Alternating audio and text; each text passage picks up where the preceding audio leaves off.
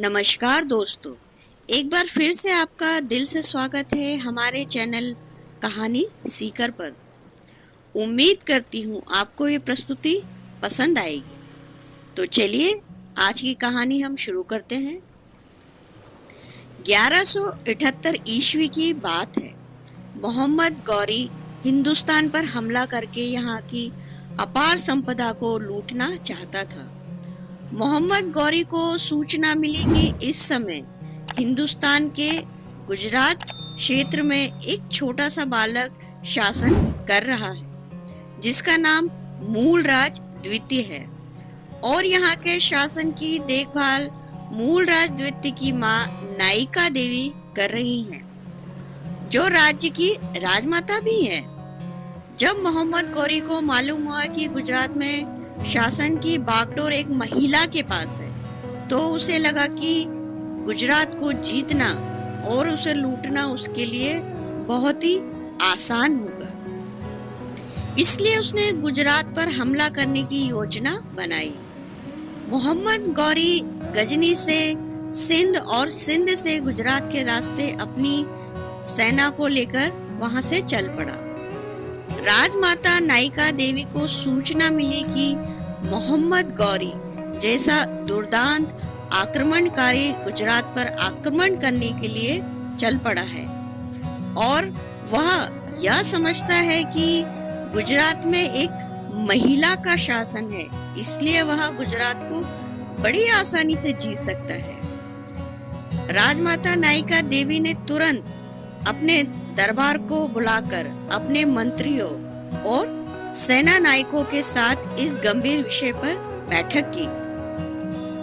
राजमाता ने अपने सेना नायकों से कहा, मोहम्मद गौरी हमारे राज्य पर आक्रमण करने के लिए वहां से निकल चुका है और वह यह समझता है कि गुजरात में एक बालक का शासन है, इसलिए वह बड़ी ही आसानी से गुजरात को जीत लेगा, उसे फतेह कर लेगा।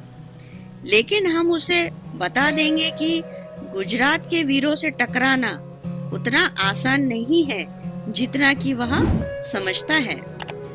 हम गौरी को मुंह तोड़ जवाब देने के लिए तैयार हैं। इस युद्ध में हम ऐसी मिसाल पेश करेंगे कि भविष्य में कोई आक्रमणकारी गुजरात पर आक्रमण करने से पहले गौरी का हश्र याद करके कांप उठेगा। नायिका देवी के सभी सेना नायकों ने मोहम्मद गौरी को मुंह तोड़ जवाब देने की कसम खाई। युद्ध की योजना बनाई जाने लगी। सबसे पहले गुप्तचर भेजकर मोहम्मद गौरी के सैन्य क्षमता के बारे में पूरी जानकारी जुटाई गई। गुप्तचरों से ज्ञात हुआ कि मोहम्मद गौरी की सेना गुजरात की सेना से कई गुना बड़ी है। नायिका देवी जानती थी कि यदि मोहम्मद गौरी से सेना से खुले मैदान में युद्ध किया गया तो वह बड़ी आसानी से युद्ध जीत जाएगा, क्योंकि उसकी सेना गुजरात की सेना से कहीं ज्यादा बड़ी है।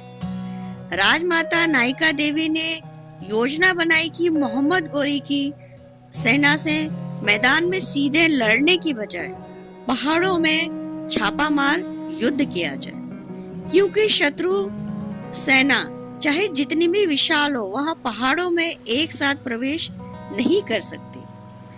नायिका देवी ने अपने सेना नायकों से कहा कि अगर मोहम्मद गौरी यह समझता है कि वह बड़ी आसानी से गुजरात पर कब्जा कर लेगा, उसे जीत लेगा, उसे फतेह कर लेगा, तो हम उसे अपने राज्य में 1 इंच अंदर नहीं घुसने देंगे।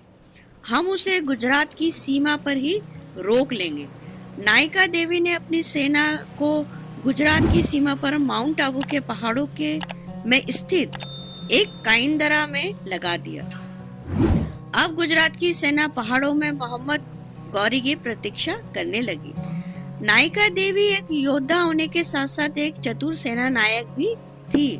वह जानती थी यदि उन्हें आसपास के राज्यों का भी सहयोग मिल जाए तो मोहम्मद गौरी को आसानी से शिकस्त दी जा सकती है। राजमाता नायिका देवी ने नाडोल और जालोर को संदेश भेजकर उनसे सहायता की अपील की। भारतीय राजाओं ने अपनी सभी आपसी मतभेद भुलाकर एक विदेशी आक्रमणकारी के खिलाफ युद्ध में नायिका देवी का सहयोग करने का फैसला किया। अब काइंदरा में गुजरात की सेना अकेली नहीं थी, उनके साथ नाडोल और सिरोही की सेनाएं भी साथ खड़ी थी। रणनीतिक रूप से काइंदरा गांव की स्थिति बहुत अहम थी।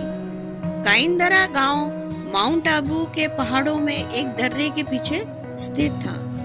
वहां तक पहुंचने के लिए उस दर्रे से होकर गुजरना पड़ता था। मोहम्मद गौरी इस बात से बिल्कुल अनजान था कि गुजरात की सेनाएं पहाड़ों में उसका इंतजार कर रही हैं। जैसे ही मोहम्मद गौरी की सेना ने पहाड़ों में प्रवेश किया, गुजरात की सेनाएं उन पर टूट पड़ी। अचानक हुए इस हमले से मोहम्मद गौरी घबरा गया। गुजरात की सहयोगी सेनाओं ने छापामार पद्धति से युद्ध किया और गौरी की सेना पर टूट पड़े। नायिका देवी ने स्वयं सेना का नेतृत्व करते हुए मोहम्मद गौरी की सेना पर भीषण संहार किया। इस युद्ध में नायिका देवी साक्षात रणचंडी के समान दिखाई दे रही थी। इस युद्ध में इतना भीषण रक्तपात हुआ कि गौरी की सेना अपने ही रक्त में डूबती सी लग रही थी। ऐसे भीषण आक्रमणकारी से भयभीत गौरी की सेना पीठ दिखाकर भागने लगी। मोहम्मद गौरी ने भी किसी तरह युद्ध क्षेत्र से भागकर अपनी जान बचाई। नायिका देवी ने मोहम्मद गौरी को गजनी तक दौड़ा दौड़ा कर भगाया। इस युद्ध में मोहम्मद गौरी को इतना अधिक नुकसान हुआ कि उसने जीवन में फिर कभी भी गुजरात की ओर आंख उठाने की हिम्मत नहीं की। यह कहानी एक ऐसी महिला शासक की है जिसने न केवल अपनी सूझबूझ से एक विशाल राज्य को संभाला, बल्कि जरूरत पड़ने पर एक योद्धा की तरह युद्ध करके दुर्दांत आक्रमणकारियों से अपने राज्य की रक्षा की और अपनी सूझबूझ के साथ अपने युद्ध कौशल का भी उसने भरपूर परिचय दिया। दोस्तों, अगर आपको हमारी ये प्रस्तुति पसंद आई हो तो हमें कमेंट करना ना भूलें। लाइक और शेयर करें और आप हमारे चैनल पर पहली बार आए तो चैनल को सब्सक्राइब अवश्य करें। धन्यवाद।